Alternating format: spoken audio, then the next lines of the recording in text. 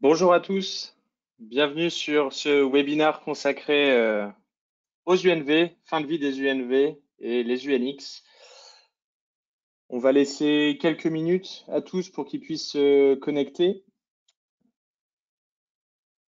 Alors, je vois que pas mal de personnes se joignent pour le moment. Le temps peut-être pour nous de régler quelques points de présentation.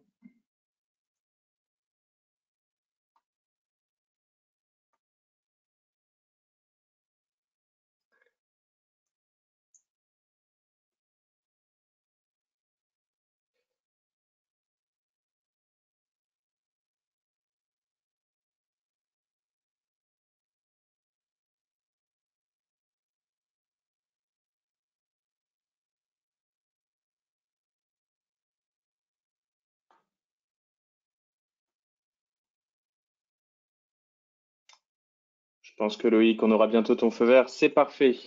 C'est parti. Excellent. Merci beaucoup. Écoutez, je pense que 11h02, il est l'heure maintenant de commencer. Rapide présentation. Je pense qu'on connaît peut-être une large majorité des participants aujourd'hui. Les équipes 360. Alors avec moi aujourd'hui, Loïc Novicki. Loïc, je te laisse te présenter. Oui, bonjour. Bonjour à tous ceux qui nous rejoignent sur ce webinaire aujourd'hui. Donc Loïc Novicki, je suis consultant avant-vente donc depuis bientôt 5 ans maintenant dans les équipes 368. Donc je pense qu'un certain nombre d'entre vous me connaissent déjà, m'ont peut-être déjà vu dans des réunions. Je gère principalement l'aspect technique sur nos solutions. Je fais également aussi les présentations avec Sacha notamment. Et puis j'aide voilà, à la personnalisation, à la configuration de nos outils, à la réflexion autour des usages, des différents scénarios que vous pouvez avoir en interne.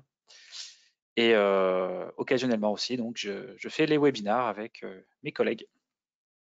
Merci Loïc. Je vais prendre quelques secondes pour me présenter. Sacha, je suis en charge, enfin, account manager pour 368. Je suis basé au siège social de 368 à Lille, ville championne pour tous les amateurs de football. Et bah, écoutez, je pense que oui, je disais, on se connaît probablement. J'interviens sur tout le territoire français, également des territoires étrangers, mais je pense que aujourd'hui, on aura bien évidemment majorité de Français. Avant de commencer, je reprendrai quelques points clés, notamment sur le fonctionnement de ce webinaire. Pas de règles spécifiques, mais on vous invite surtout à participer un maximum. Si vous avez des questions, si vous souhaitez qu'on creuse certains sujets qu'on a pu voir dans la présentation ou certains éléments vous sembleraient manquants, n'hésitez pas à le préciser dans le chat. En fonction, on prendra soit le temps pendant la session d'y répondre, soit à la fin, on a un moment consacré justement aux questions-réponses. On vous en remerciera, ça rendra vraiment l'échange le plus interactif possible. Pour tous les absents ou ceux qui devraient, pour quelconque raison, quitter la session, pas d'inquiétude. Toute la session est enregistrée par nos équipes marketing et vous seront transmis par nos soins juste après la session. Et enfin, et toujours dans le but d'optimiser les prochains événements qu'on organisera, que ce soit digitaux ou autres, lorsque vous quitterez la page, un bref questionnaire vous sera proposé. Ça prend moins de 10 secondes pour donner votre avis assez général sur ce sujet. Voilà. Les règles précisées, on va pouvoir maintenant rentrer dans le vif du sujet. On le précisait, sujet du jour et la thématique principale, les UNV et cette conversion vers les nouveaux UNX. Et avant de commencer, on va plutôt vous solliciter sur sur un point clé, notamment pour savoir aujourd'hui sur quel type d'univers vous êtes. Alors, j'aurais tendance, vous verrez dans les questions qui seront proposées par Loïc dans ce questionnaire, je serais assez surpris de voir une majorité de personnes complètement sous UNX. C'est pas impossible. Mais par contre, je pense déjà pouvoir identifier certaines organisations qui aujourd'hui utilisent soit à 100% des UNV et qui anticipent ce passage vers les UNX, ou d'autres qui ont pu déjà initier ce voyage vers la transition sur les UNX. On vous laisse quelques secondes pour tous répondre à cette question. Alors, une grande partie ont déjà voté. Je laisse encore 10 secondes et on pourra clôturer les votes et partager avec vous donc justement un petit peu quels sont vos usages avec les univers. Encore 2 secondes pour les derniers. Allez, je ferme. On a quasiment tous les votants. Je vais partager les résultats. Super, merci Loïc. Bon, bah dans ce cas-là, j'ai bien envie de dire rien de surprenant par rapport à la thématique du jour. C'est bien les deux points principaux que j'avais pu relever juste avant qui ont été identifiés. Je vois qu'il y a quand même une large majorité de personnes qui ont déjà initié ce projet. Ce sera hyper intéressant d'avoir soit votre retour sur le chat ou même après cette session de pouvoir en échanger pour savoir quel est votre ressenti aujourd'hui d'avoir pu traiter cette chose, soit de façon manuelle, soit déjà automatisée avec les solutions de 360. Mais en tout cas, ça va être le but aujourd'hui de cette session et je pense que ça va me donner aussi la possibilité d'introduire l'agenda et la thématique du jour. Sur la partie agenda, on a voulu reprendre dans un premier temps un contexte un petit peu général de où on part vers où on va. Quels sont les UNV, comment on les connaît, quelles ont été les différentes décisions de la part de SAP pour cette création du NX, la fin de vie des UNX et surtout les différentes terminologies et avantages qu'on va retrouver avec ces UNX. On va considérer que c'est la première étape. En seconde étape, on rentrera dans une thématique beaucoup plus opérationnelle en voyant ensemble comment optimiser ce passage, cette transition UNV vers UNX, bien entendu avec les solutions 368. Sur le premier point, et je vous propose qu'on commence tout de suite, le contexte. Loïc, tu veux peut-être commencer à nous présenter cette première partie? Oui, bon, de quoi on parle, hein, en fait, tout simplement. Donc, UNV, UNX, ce sont donc deux formats d'univers qui coexistent et cohabitent actuellement sur les dernières versions de Business Object. Donc, ce dernier, donc les UNX ont été créés donc depuis la version BI 4.0, donc ça fait quelques années maintenant. Mais bon, malgré ça, les habitudes ont la peau dure et donc les UNV continuent toujours à être relativement utilisés. On a pu le voir à travers ce sondage. Donc voilà, donc ces UNX. Alors pourquoi on en parle? Parce que il y a eu une communication qui a été faite il n'y a pas si longtemps que ça, comme quoi bientôt les UNV sont en fin de vie. Donc on a voulu voilà utiliser ce sujet pour démontrer, apporter un peu d'informations déjà sur les univers, les avantages des UNX par rapport aux UNV, et puis aussi se servir de ce cas d'usage, puisque c'est un projet en tant que tel, hein, la migration des univers de format UNV vers les formats UNX, et comment donc notre suite d'outils peuvent vous aider dans ce projet de façon à l'optimiser, à le rendre le plus fluide possible, le plus rapide et le moins douloureux pour vous. Donc voilà, donc les UNV, les UNX ont été introduits en 2013. SAP a introduit un nouveau client lourd, donc qui est l'IDT, l'Information Design Tool, qui est donc le successeur de l'UDT, l'Universe Design Tool, qui est donc l'outil graphique qui permet la création de ces univers. Ça permet également aussi la conversion des anciens univers, donc UNV vers UNX. Donc c'est intéressant, voilà, pour ceux qui n'ont pas encore réalisé des conversions. On verra cet aspect dans quelques instants. Et puis bien entendu, hein, de façon intrinsèque aux UNX, au-delà du fait que bientôt les UNV ne seront plus supportés, il y a des avantages certains à passer de l'ancien au nouveau et on y reviendra juste après. Parfait. Je rebondis sur ce que tu présentais notamment avec l'annonce officielle de SAP. Alors, durant notre événement annuel avec SAP, on se concentrait bien entendu sur Business Objects où il y a eu différentes présentations de nouvelles versions, notamment la BI 4.3 SP1. Il y a eu cette annonce faite de la part de SAP. Sur la slide juste avant, donc quand vous recevrez l'enregistrement, vous aurez accès à cet hyperlien qu'on retrouve en dessous, l'annonce SAP en bas. N'hésitez pas à le parcourir, ça vous donnera plus d'informations. Sinon, vous retrouverez tout sur notre chaîne YouTube avec les différentes annonces officielles pendant cet événement. Prochaine slide, Loïc l'introduisait, les différents avantages que proposent les UNX vis-à-vis des UNV. Oui, alors il y en a un certain nombre. Au-delà du fait qu'encore une fois que les UNV seront bientôt plus utilisés, il y a certains avantages. Alors on en a cité quelques-uns, on ne les a pas tous cités. On peut dire que il y a des avantages intrinsèques aux UNX qui est la possibilité d'avoir de multisources, donc de créer vos univers avec plusieurs sources de données. Donc, dans certains scénarios, ça peut être intéressant. On a des choses aussi liées aux paramètres. Donc, qu'est-ce qu'un paramètre? Donc, dans les anciens univers, vous avez ce qu'on appelait les add prompts. On va pouvoir avoir maintenant des valeurs de paramètres dynamiques. Donc, par exemple, si vous avez des éléments temporels et que vous voulez de façon dynamique récupérer des semaines -1, des années -1, des trimestres -1, etc., ce genre de choses, en tout cas des champs construits de façon dynamique, ça sera tout à fait possible maintenant. On a aussi amélioré, enfin, quand je dis on, SAP a aussi amélioré le côté collaboratif de l'outil, où vous allez pouvoir créer des projets et travailler et partager ces projets. Donc voilà, à l'ère d'aujourd'hui, je pense que c'était nécessaire. Et après, on a effectivement des nouvelles interactivités possibles avec ces UNX. Si vous travaillez avec du Crystal, que ce soit du Crystal Enterprise ou 2020, si vous travaillez avec des nouvelles bases de données, on entend beaucoup parler de Snowflake, BigQuery, Redshift par exemple, ces technologies-là, pour pouvoir utiliser les univers, vous êtes obligé d'utiliser les dernières versions, donc les UNX. Bon, voilà, donc tout ça font partie des raisons pour lesquelles, bien entendu, c'est intéressant de passer aux UNX. Et puis, pourquoi maintenant? Et ça, on va pouvoir en discuter après, mais voilà, il y a forcément, pour tout nouveau produit, il y a une courbe d'apprentissage, des nouveaux repères, des nouvelles terminologies, un nouveau lexique à apprendre. Et c'est donc ce qu'on a décidé de vous présenter ici sur cette autre slide, pardon.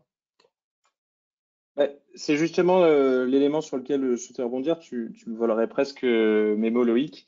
On en discutait juste avant. Tu m'expliquais notamment que, au-delà d'avoir cette annonce de SAP qui annonce que la BI 4.3 sera la dernière version de SAP qui supportera les UNV, ça nous laisse un petit peu d'air pour passer ce projet. Néanmoins, c'est pas quelque chose à prendre à la légère. Tu le disais, au-delà des nouvelles terminologies, il y a surtout tout un passage d'apprentissage sur ces différents sujets. Donc, je te laisse peut-être introduire ces éléments sur cette slide.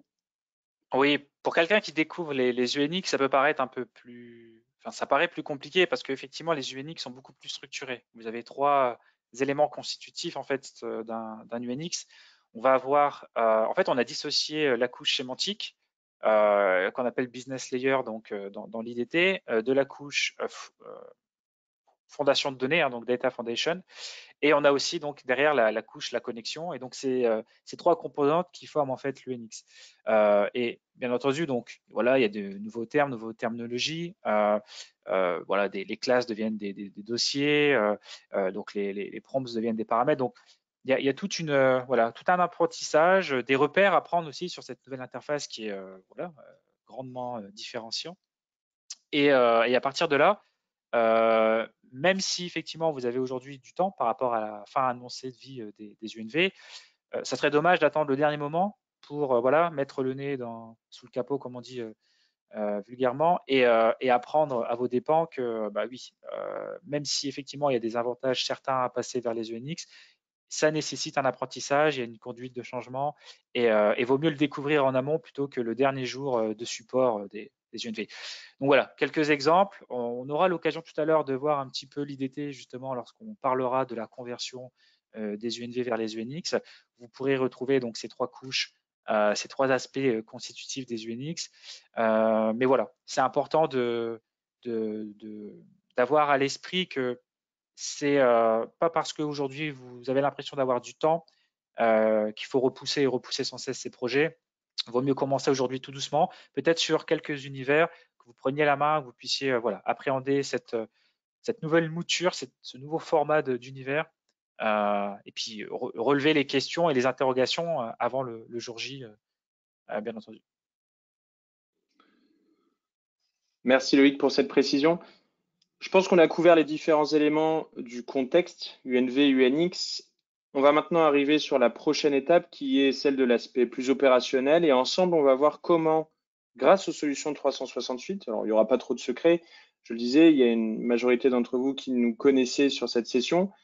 Vous connaissez déjà les différents cas d'usage de solutions 368. Aujourd'hui, on va parler de ce nouveau cas d'usage de cette conversion du UNV vers UNX.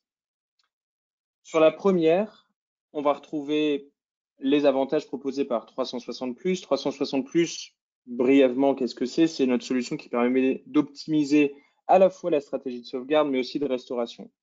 Si je fais le parallèle directement avec ce projet UNV vers UNX, ça va surtout être de cadrer un maximum ce projet pour pouvoir anticiper des quelconques événements et d'être capable de restaurer des rapports qui repointent déjà vers des UNV. En cas de problème, ça évitera de mettre en place certains aspects très contraignants et très longs pour récupérer des informations. OK? Loïc, je pense que tu vas vouloir nous présenter directement comment mettre en place ce type de sauvegarde. Oui, donc bon, pour ceux qui connaissent déjà l'interface, hein, ça ne sera pas voilà, ça sera pas une nouveauté. Pour ceux qui découvrent, voilà donc l'interface qu'on appelle 360 Web Platform et donc qui intègre l'un des modules qui s'appelle 360 Plus, qui gère la partie donc sauvegarde, restauration et disaster recovery. Et donc oui, tout à fait, Sacha, je ne peux qu'appuyer ce que tu disais, à savoir vaut mieux euh, anticiper tout quelconque incident. Et donc, la meilleure anticipation, c'est effectivement de créer des sauvegardes. Et donc, cet outil va vous permettre de créer des sauvegardes fonctionnelles. Donc, bien entendu, vous avez probablement des sauvegardes serveurs. C'est intéressant, c'est toujours utile et ça ne remplace pas, notre outil ne remplace pas ce besoin de sauvegarde serveur. Mais là, on est vraiment sur un système de sauvegarde fonctionnel où on va venir sauvegarder uniquement vos contenus business objects.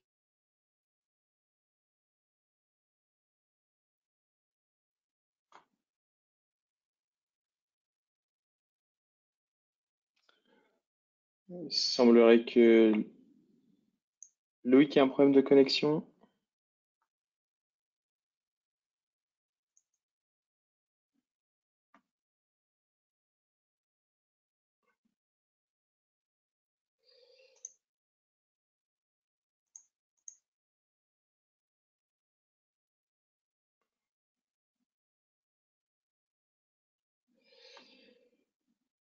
Je vais aussi vérifier si ça vient de mon côté.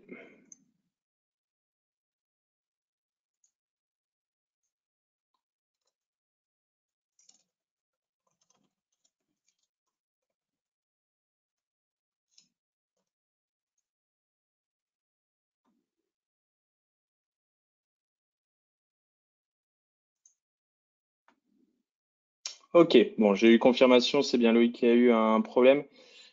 Oui, je vous entends à nouveau. Tu m'entends, Ok, Sacha? ouais, parfaitement. Merci Loïc de nous avoir repris. Oui, ouais. Bon, les soucis et aléas du direct. On a beau avoir une connexion fibre, hein, c'est pas une garantie à toute épreuve. Voilà. Donc je suis content de vous avoir récupéré. À quel endroit on s'est perdu, Sacha? Ouais, je pense que tu arrivais à peine sur la partie de l'interface où tu appuyais justement ces besoins de mettre en place certaines stratégies de sauvegarde, même s'il y avait certains backups au niveau des serveurs. Oui, Et ensuite, ça s'est bloqué. parfait. Donc voilà, ce que je disais en effet, c'est que voilà, donc pour des raisons fonctionnelles, avoir ces sauvegardes fonctionnelles est beaucoup plus pratique, puisqu'au quotidien, lorsque vous faites des remontées serveurs, vous êtes obligé donc de voir ça avec vos admins réseau, remonter des bases de données. Ici, c'est vraiment un outil clé en main où dans cette interface-là, vous aurez la capacité de récupérer tous les contenus qui auront été soit corrompus, ou soit en tout cas qui sont considérés en régression et donc pour lequel vous souhaitez faire une restauration en quelques étapes. Alors, dans cette interface-là, vous avez donc la possibilité de créer des tâches de sauvegarde. Et ces tâches de sauvegarde, vous allez pouvoir les créer sur n'importe quel type de ressources Business Object. Je pense que la déconnexion a probablement joué sur la connexion à mon VPN. Tu m'entends toujours, Sacha? J'entends très bien Loïc, ouais. D'accord. J'ai peut-être perdu la connexion, décidément. Les soucis de connexion s'accumulent.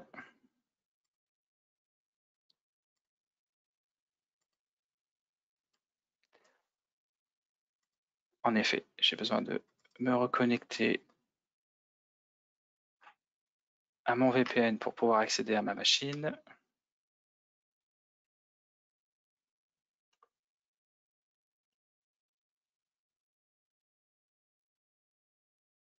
voilà, ça devrait être bon. J'espère qu'on en a fini aujourd'hui pour les petits soucis techniques. Donc, tu confirmes que tu vois bien mon écran et que tu vois bien ma navigation dans le menu des tâches? Oui, c'est bon. Ok, parfait. Donc, on peut créer des tâches de sauvegarde et ces tâches de sauvegarde vont vous permettre de réaliser les sauvegardes fonctionnelles de tous les éléments qui pourraient être impactés par votre projet de migration du NV. Donc ici, par exemple, j'ai une tâche, que j'ai créée en externe qui me permet donc d'être exécutée selon mon bon vouloir. Et dans cette tâche-là, qu'est-ce que j'ai fait?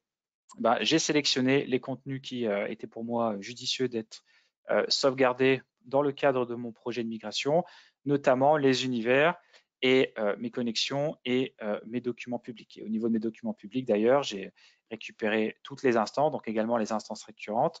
Comme ça, si jamais après éventuellement une migration de source de données vers un UNV, d'un UNV vers un UNX, je peux très facilement revenir en arrière. Parce que, bien entendu, lorsque vous allez convertir votre univers, vous allez conserver l'UNV, donc vous aurez à avoir le nouvel UNX à disposition, mais l'UNV sera toujours là.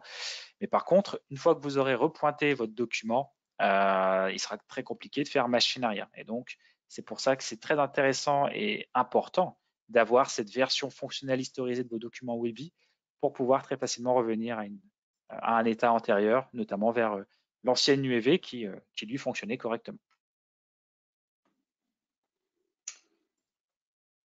Merci Loïc. Donc, Loïc le précisait, on a confirmé comment et quel était l'intérêt aussi de conserver cette sauvegarde.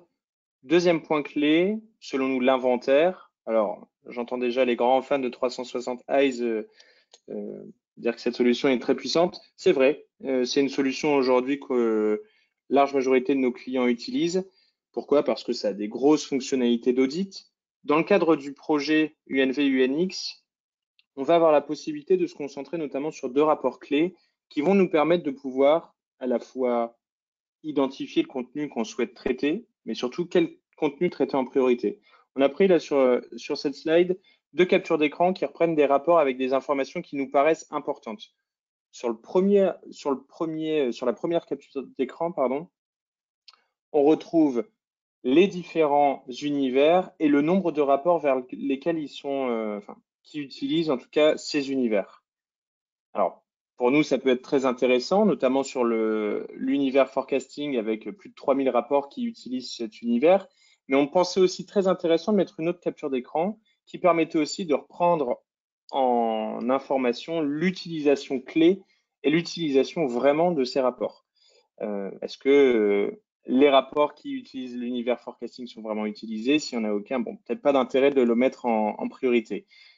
Je pense que Loïc, tu voudrais nous donner plus d'informations sur ces différents rapports et comment exercer en tout cas l'inventaire pour ce projet.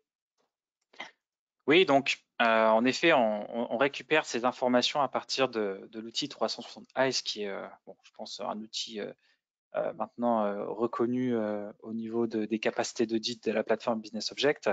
Voilà, donc ces deux rapports sont issus, alors ça a été effectivement un petit peu mis en page, mais sont issus essentiellement des rapports 60 et 41. Donc le rapport 41 qui permet effectivement de voir par univers le nombre de documents associés. Donc ça permet d'avoir une idée de quels sont les univers les plus critiques, ceux peut-être à considérer en premier dans ce projet de migration, ou en tout cas peut-être ceux sur lesquels il faudra apporter une attention particulière. Ça permettra aussi de savoir la volumétrie après derrière de rapports à migrer. Et ensuite, le rapport 60 qui lui donc est le rapport qui se base sur les usages de la plateforme, donc qui sont également récupérés de la base d'audit de Business Object. Et à partir de là, on va être en mesure d'identifier les rapports pour lesquels on a eu des activités, sur lesquels on a de l'activité. Donc activité, ça peut être le rafraîchissement, la modification. Donc en fait, ça va vraiment dépendre des événements que vous avez historisés au niveau de Business Object.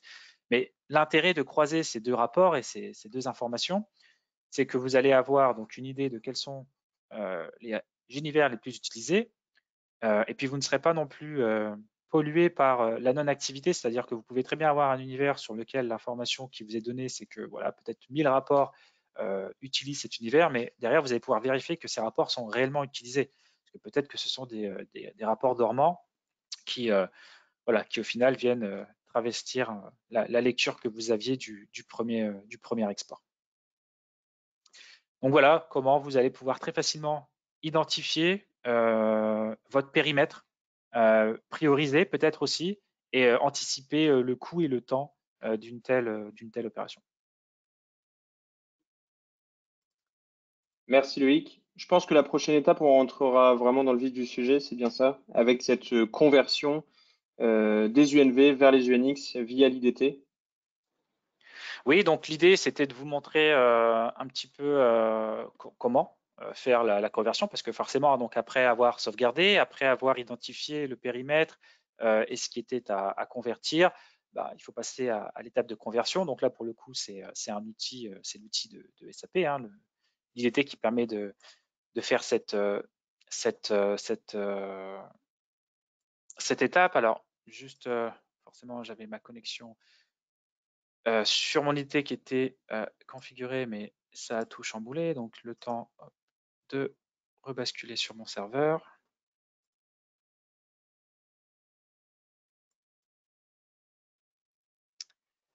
Voilà.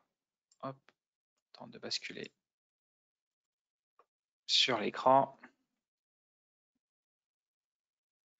Donc, au niveau de l'IDT, c'est ce que j'expliquais un petit peu tout à l'heure. On a 3 composants maintenant qui composent l'UNX. Là, par exemple, ici, donc j'ai créé un projet qui porte mon prénom. Donc, c'est ce que j'expliquais aussi par la capacité de créer des projets et de travailler de façon collaborative avec les différents collègues. J'ai ici récupéré un univers qui est d'ailleurs l'univers CMS de l'outil 360 Eyes pour ceux qui connaissent l'outil. Et donc, j'ai effectivement les 3 composantes. Donc, j'ai ici le fichier .blx, donc qui est le business layer, donc qui sera la couche de gestion, la couche sémantique, là où vous allez créer en fait vos dossiers, vos objets, donc leur donner le nom adéquat pour que voilà, vos utilisateurs finaux puissent s'y retrouver. Vous avez la partie .dfx qui est donc la Data Foundation, qui sera vraiment la partie où vous allez spécifier la connexion à vos bases de données, la récupération de vos tables, etc. Et après, vous avez la partie ici connexion qui permet de définir quelle connexion est à utiliser. Donc, vous avez d'ailleurs ici les informations que vous pouvez donc voir au milieu de l'écran. Donc là, je suis sur la partie couche de gestion. Ici, j'ai bien la partie accès à mes tables et là, j'ai la partie donc connexion où je peux voilà, modifier les connexions derrière. Donc, concrètement, comment convertir un UNV vers UNX? Donc, vous avez la possibilité, alors plusieurs façons de faire. Celle que j'ai l'habitude d'utiliser, c'est de passer ici dans le menu tout simplement convertir un univers donc UNV. Vous pouvez sélectionner donc votre univers depuis votre repository. Vous allez donc sélectionner un ou plusieurs univers, puisque dans les dernières versions, on a la possibilité de faire cette opération sur plusieurs univers à la fois. Donc je peux en avoir beaucoup, mais voilà, j'en ai un ici par exemple, donc que je sélectionne. Donc vous allez arriver sur la fenêtre qui permet de faire la conversion. Donc vous avez quelques options, donc la possibilité de conserver l'univers créé au même endroit, ou alors de créer une nouvelle arborescence pour venir avoir un dossier uniquement pour les formats UNX. Vous avez 3 options ici, donc la possibilité de convertir automatiquement les add prompts en paramètres. Je disais d'ailleurs tout à l'heure que les prompts, le nouveau nom, le nouveau lexique, c'est les paramètres. Voilà, la possibilité donc de surcharger si les fichiers existent. Donc voilà, quelques petites fonctionnalités. Vous cliquez sur le bouton conversion et il a déjà été converti, donc voilà, le document existe déjà, mais donc vous avez donc le process qui se lance et derrière vous avez le message comme quoi le document est bien converti. Alors, si je le mets dans un autre dossier, je pense qu'il y a des chances que ça puisse fonctionner.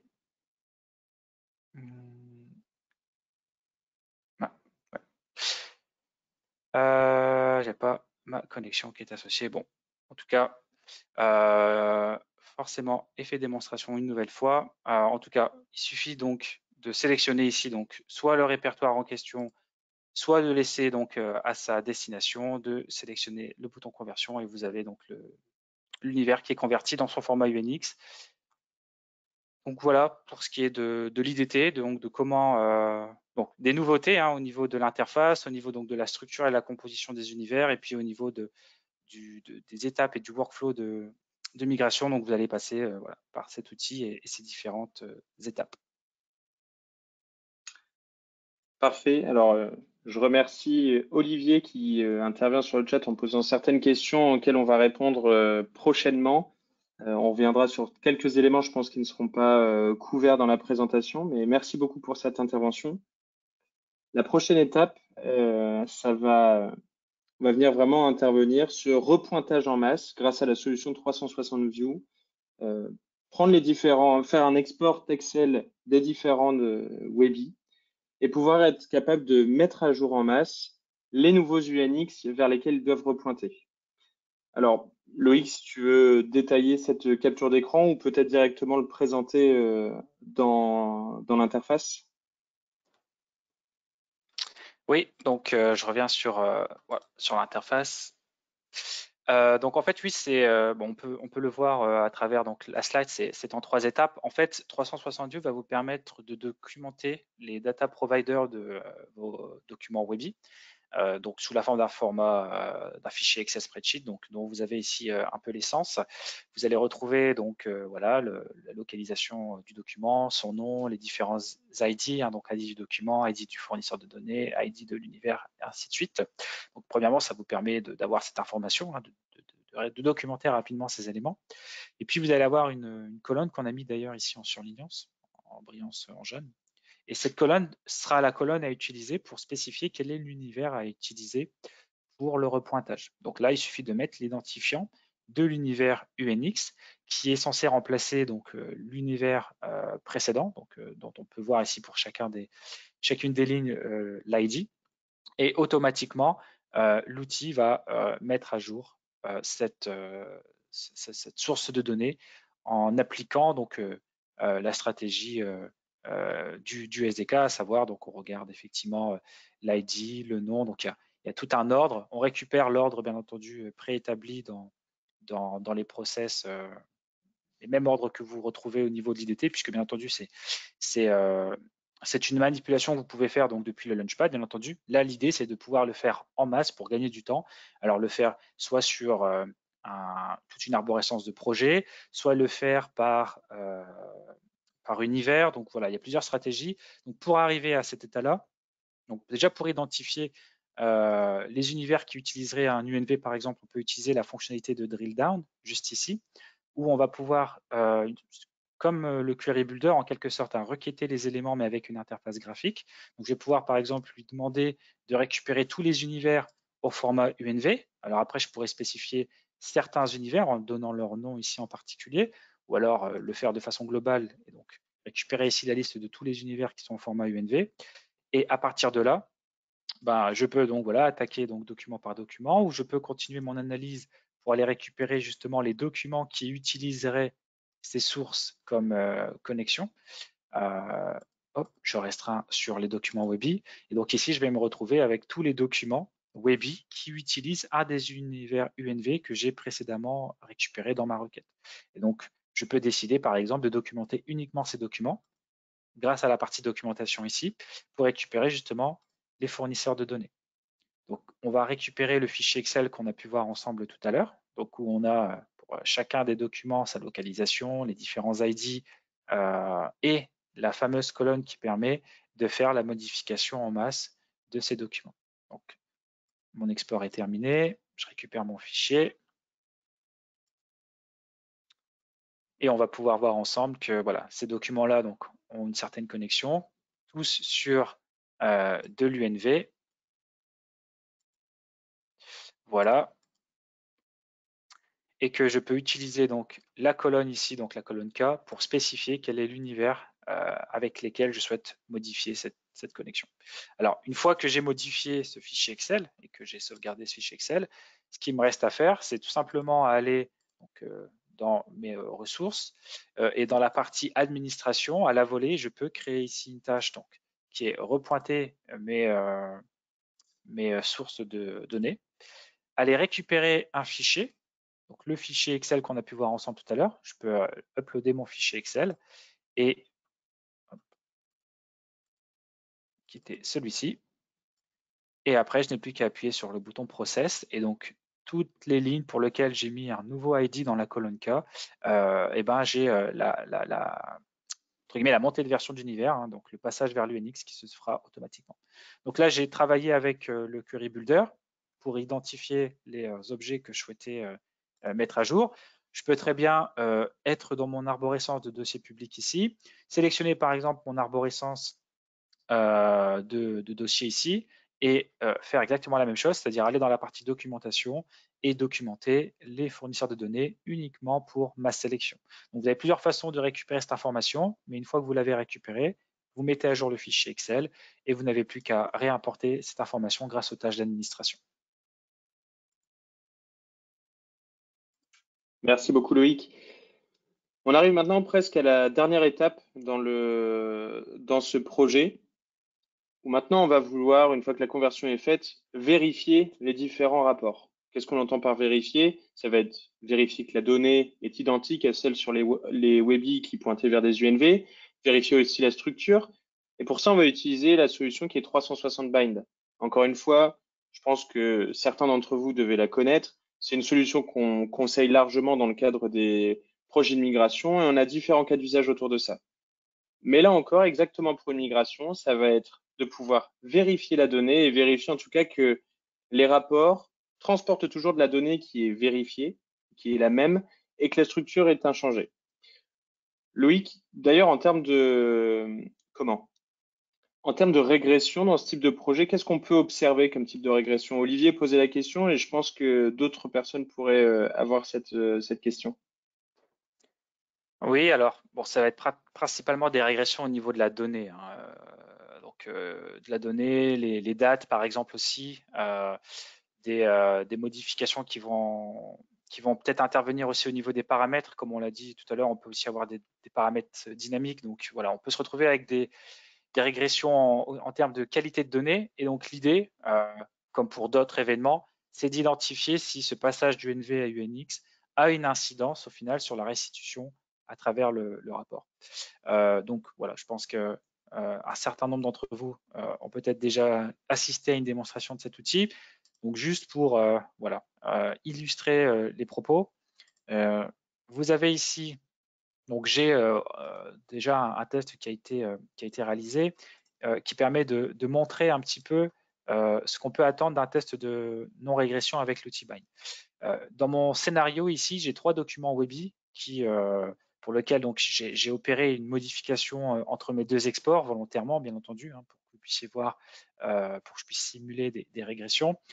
Et concrètement, l'outil donc compare le document Webby avant qu'il ait été modifié en UNX et après. Donc vous avez 2 exécutions à faire. Donc vous sélectionnez les rapports que vous souhaitez tester, vous les exécutez au travers de l'outil. Donc ça aura pour objectif d'exporter la structure et les métadonnées du rapport après avoir été planifié, bien entendu. Hein. Donc on va mettre à jour, on va requêter la base de données avec les valeurs d'invitre pour récupérer tout ça. Et on récupère la structure, donc un fichier XML, qu'on va pouvoir ensuite comparer.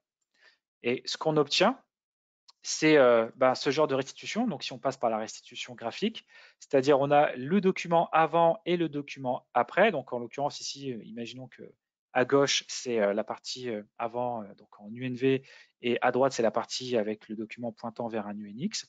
Et à chaque fois que j'ai une régression constatée, j'ai ma cellule qui est surlignée, et donc la couleur a aussi apporte une information. Alors là, par exemple, je peux voir que le titre a changé. Alors, bien entendu, dans le cas d'un projet de migration entre UNV et UNX, il y a très peu de chances que le titre évolue. On va plutôt s'attarder effectivement à des régressions plutôt liées à la donnée, ou alors des régressions liées à un nombre différent de lignes remontées, parce que peut-être que voilà, la connexion ou une restriction s'est mal appliquée au niveau de votre univers. Donc ça va pouvoir être notamment très vite identifié avec les cellules en rouge. Tout ce qui est en rouge, ça signifie que c'est une donnée qu'on n'a pas su retrouver de chaque côté. Donc on est sur un contenu dit additionnel. Donc, et quand vous cliquez d'ailleurs sur les cellules en question, vous pouvez voir qu'effectivement, voilà la donnée que j'ai sur mon export de droite que je n'ai pas sur mon export de gauche. Alors bien entendu, après, on a des erreurs plus liées aux valeurs mêmes. Donc là, par exemple, si je clique ici sur cette cellule, je peux voir que, bon, au-delà du fait que j'ai aussi une erreur de structure, j'ai une erreur de contenu. J'ai pas effectivement le même montant, donc forcément, ça, vous allez pouvoir l'identifier très rapidement et l'outil va pouvoir l'identifier très rapidement. Donc, toutes les régressions, quelle que soit la complexité de votre document. Ici, vous pouvez voir que j'ai un certain nombre de pages. Donc, à chaque fois que j'ai une page avec au moins une régression, j'ai cette information qui m'est présentée grâce au code couleur. Donc, voilà, vous pouvez voir que c'est un document qui contient quand même un certain nombre de pages. On peut aussi d'ailleurs voir que au niveau des graphiques, c'est traduit par ces encadrés en rouge. Donc, si les valeurs sous-jacentes modifient la restitution du graphique, on a bien entendu cette représentation ici de la régression à travers ces différents encadrés rouges. Donc, ça va permettre d'identifier ça de façon automatique parce que c'est l'outil qui va analyser ça pour vous. Vous n'aurez pas à le faire manuellement, vous n'aurez pas à prendre du temps, vous n'aurez pas à ouvrir manuellement, vous n'aurez pas à vous fatiguer parce que c'est quand même un exercice assez épuisant de regarder si voilà, j'ai pas d'erreur dans mes chiffres, j'ai pas une erreur de virgule qui peut facilement être passée à la trappe. Donc voilà, vous avez cet outil pour apporter aussi donc un niveau de qualité à vos tests de régression. Donc, bien entendu, dans le cadre d'une migration UNV vers UNX, mais pas que, bien entendu. C'est un outil qui a été présenté dans de nombreux cas d'usage. Merci Loïc. On va dire qu'on a couvert l'ensemble du projet. On s'est permis de rajouter néanmoins une slide. On précisait au début l'importance de sauvegarder. On prend le scénario en ayant un peu une finition un peu mauvaise, en se disant qu'est-ce qui se passe si jamais on observe soit des régressions, soit un quelconque événement et on souhaite en tout cas revenir sur des versions antérieures. On va revenir à la solution qui a été présentée sur la première slide qui est 360+. Je le disais, au-delà d'optimiser la partie sauvegarde, c'est une solution qui va aussi permettre de revenir sur des versions antérieures. Loïc, je te laisse la main sur la présentation. Oui, donc ça fera un petit peu écho à la première partie, là où on parlait effectivement des restaurations, puisque en fait c'est le même outil, c'est la même solution, ça reste 360+. Donc la première étape, c'était effectivement, je vous ai montré comment on mettait en place une tâche de sauvegarde pour pouvoir historiser et revenir donc très facilement sur un état précédent. Donc là, maintenant, je vais vous faire la démonstration. Donc une fois que vous avez mis en place la tâche de sauvegarde qui s'exécute alors soit en one shot, juste avant votre migration en UNX, ou alors peut-être de façon récurrente. D'ailleurs, vous pouvez après naviguer dans vos ressources. Donc en l'occurrence, si ce que je souhaite récupérer, c'est mon document Webi quand il était encore sous l'état du NV par exemple, je vais pouvoir aller donc là où il se trouve. Donc là, par exemple, ici, j'ai un certain nombre de documents dans mon dossier. Et pour chacun des éléments pour lesquels je souhaite faire un retour en arrière, je vais pouvoir aller dans la partie backup et regarder ici les versions disponibles. Alors, bien entendu, vous pouvez en avoir une ou plusieurs. Tout va dépendre du nombre de fois que vous avez exécuté la tâche, de sa fréquence et du nombre de versions que vous avez souhaité conserver. On ne sauvegarde que les documents qui ont été modifiés. Donc forcément, même si vous avez une tâche qui s'exécute toutes les nuits, si votre document Webi n'a pas été touché pendant une semaine, aucune version ne sera créée. On va créer une version qu'à partir du moment où une modification aura été appliquée au document, comme par exemple justement le passage vers un UNX. Et donc vous allez pouvoir très facilement ici restaurer ce contenu et récupérer donc le document dans la version précédente, antérieure, donc vers l'UNV par exemple, si le retour en arrière est dû à, voilà, à une régression et que vous souhaitez revenir en arrière. Donc voilà comment vous allez pouvoir faire ça très rapidement. Ce qui est également aussi intéressant avec l'outil, c'est que vous avez la possibilité de comparer. Alors, je n'ai peut-être pas forcément sélectionné le meilleur contenu, mais si je retourne dans mon arborescence et ici dans mes contenus, je pense que j'en ai un ici un peu plus pertinent. Voilà, donc là par exemple ici j'ai un document. Ce document-là, on peut voir que j'ai plusieurs versions. Donc j'ai eu plusieurs modifications qui ont été opérées sur ce document-là. Donc je peux comparer ce qui a changé. Et si je regarde ici la comparaison, je peux regarder au niveau de mon fournisseur de données ce qui a changé. Je peux regarder ce qui a aussi changé au niveau des variables et au niveau de mon contenu de rapport. Donc c'est intéressant de voir que voilà, on peut aussi, avec cet outil-là, regarder dans le détail ce qui a changé. Pas forcément uniquement se dire, voilà, je me base sur uniquement le time step comme élément pour identifier quelle est la bonne version à récupérer, mais je peux aussi regarder directement dans la fonctionnalité de comparaison ce qui a été modifié au niveau du rapport, ce qui a été éventuellement modifié au niveau des variables et ce qui a potentiellement été modifié au niveau de la query. Donc là, on peut voir ici que voilà, le source est un UNV. Bon, je compare avec un UNV, mais si ça avait été un UNX, voilà, je verrais que j'ai bien ici ma version UNV contre ma version UNX.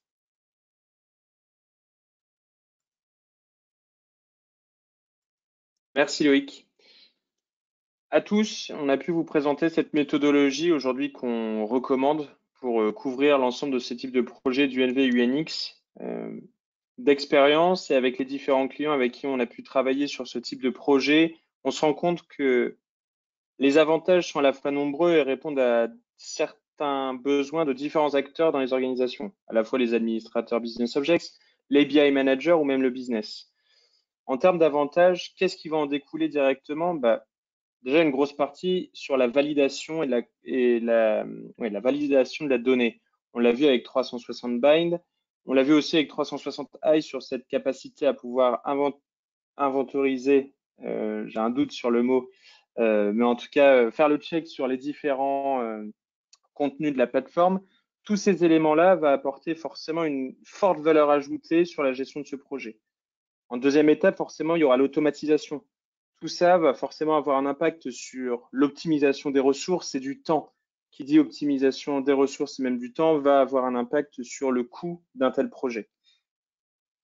Loïc et moi, on espère en tout cas que cette méthodologie présentée a pu vous satisfaire et ça va permettre de rebondir sur un prochain questionnaire, en tout cas pour avoir vos retours sur ce type de sujet.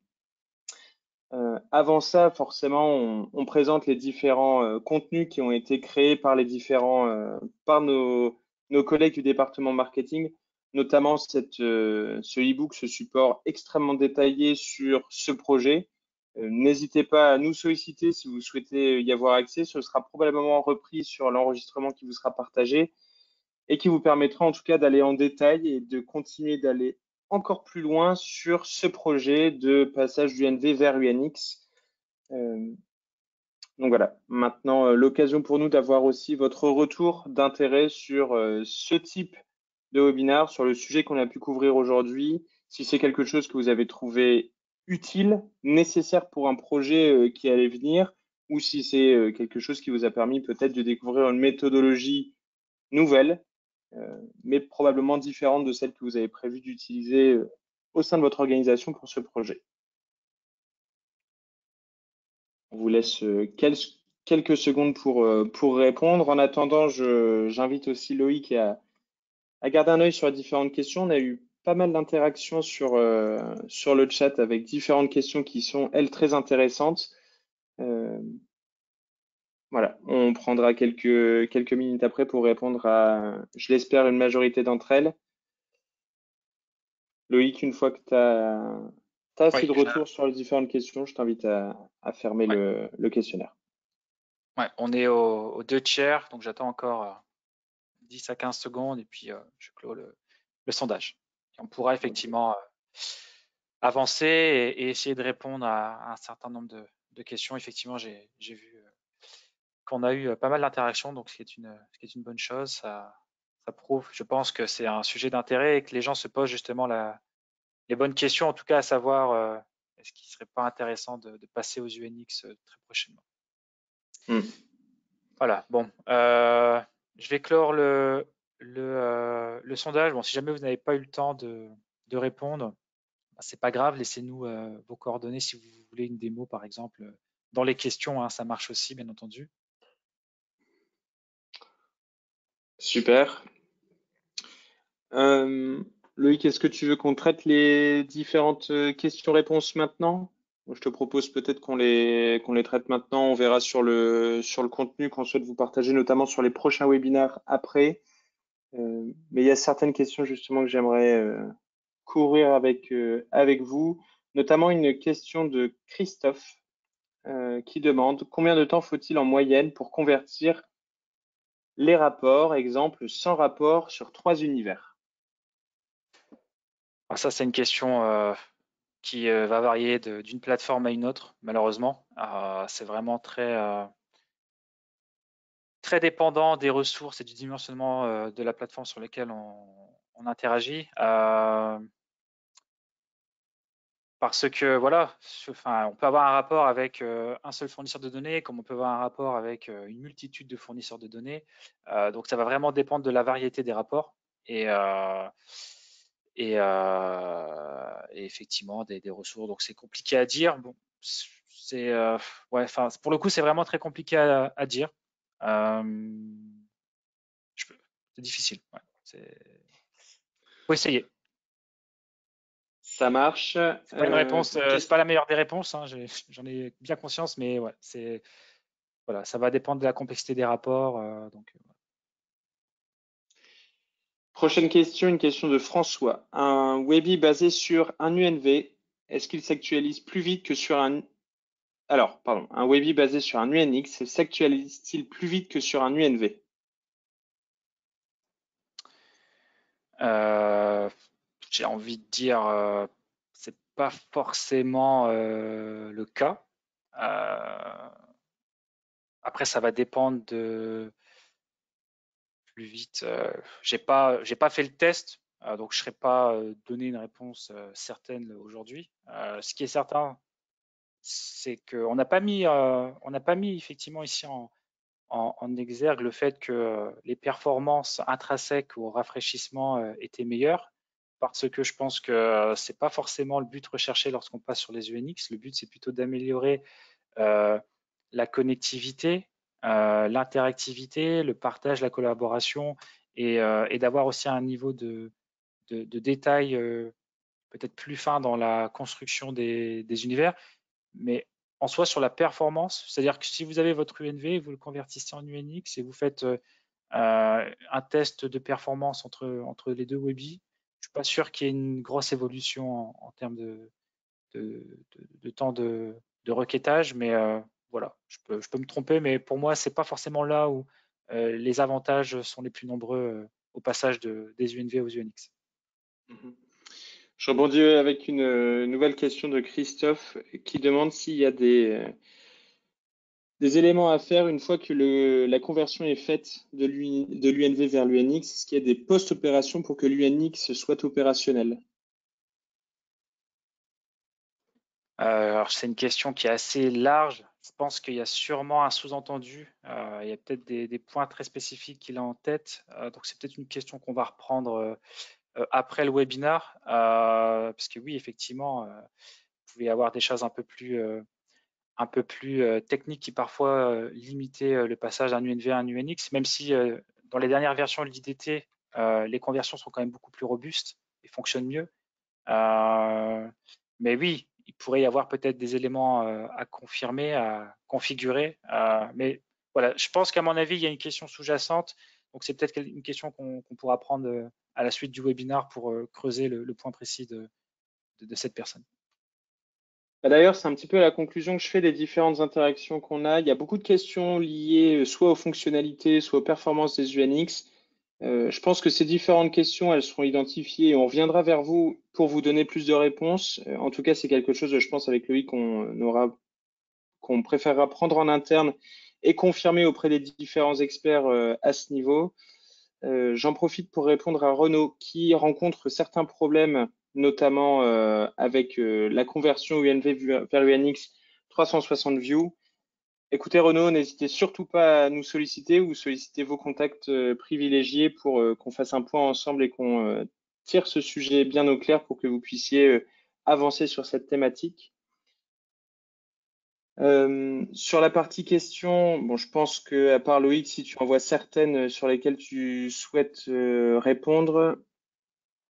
Il y a beaucoup de questions. Bon, il y a aussi beaucoup de remerciements, donc je tiens à vous remercier hein, de votre participation.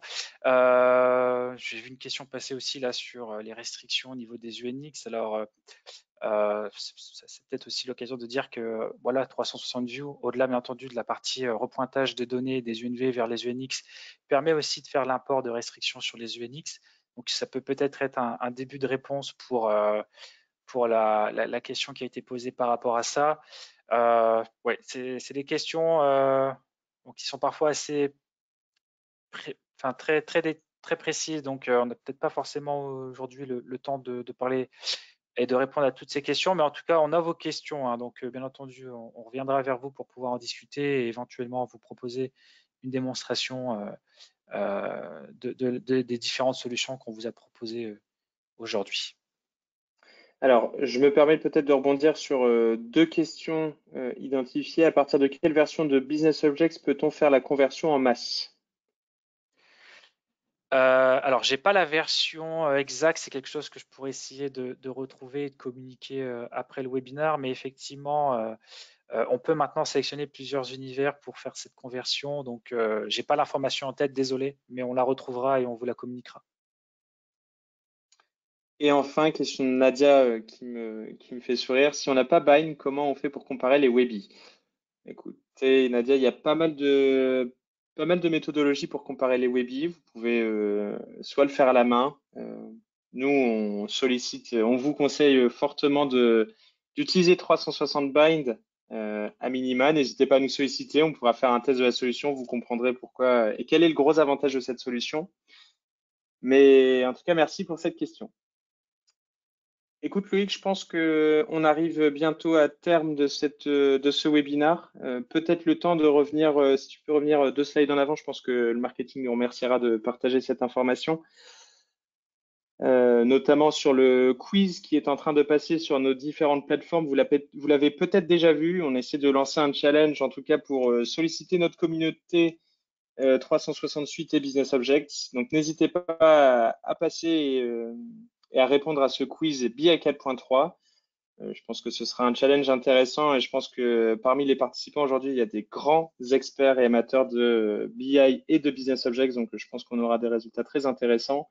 Et enfin, également vous proposer et vous inviter à notre prochain webinar qui se tiendra le 15 juin sur la nouvelle offre PCI de SAP. C'est quelque chose qu'on sera ravi d'organiser. Ce sera en anglais, ce sera proposé pour l'ensemble de nos différents followers et des personnes qui nous suivent sur les différentes plateformes à travers le monde. Donc, on espère vous compter parmi les participants. Le temps maintenant pour moi de tous vous remercier à la fois pour votre participation, pour vos questions et pour votre intérêt sur le sujet. J'espère que Loïc et moi, on a pu répondre aux différentes questions que vous aviez sur le sujet. Je pense qu'on a maintenant pas mal de questions et de commentaires à traiter qui sont restés sans relance de notre part. Donc écoutez, de nouveau merci. Merci à Loïc pour les présentations et je vous dis à très bientôt avec 368. Merci Sacha, merci à tout le monde et à très bientôt pour le prochain webinaire.